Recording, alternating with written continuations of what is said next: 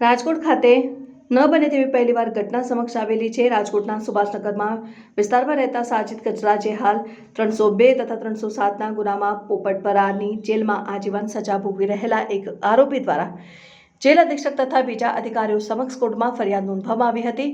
સમક્ષ ફરિયાદમાં એવું જણાવવા મળેલ કે જેલ અધિકારીઓએ સાજિદભાઈ કચરાની દવા બંધ કરી દીધી છે એમ કહેવામાં આવ્યું છે અને દવા આપવામાં નહીં આવે ને તારું મૃત્યુ કુદરતી મૃત્યુ દેખાડવામાં આવશે। મારું નામ તસ્લીમબેન સાજિદભાઈ કચરા છે।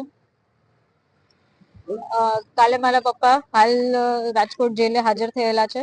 કોઈ ગુના વગર એમને હાઈ સિક્યોરિટીમાં નાખી દીધા છે। એમની જે અત્યંત જરૂરી દવાઓ જે છે એ બધી લઈ લીધી છે। એ એક ક્રિટિકલ હાર્ટ પેશન્ટ છે। 2 વર્ષ પહેલા એમને બહુ જ સિવિયર એક હાર્ટ એટેક આવી ગયો હતો। 2 વાર એમનો જીવ વયો ગયો હતો। એ બધી દવાઓ પણ એમના પાસેથી લઈ લીધી છે।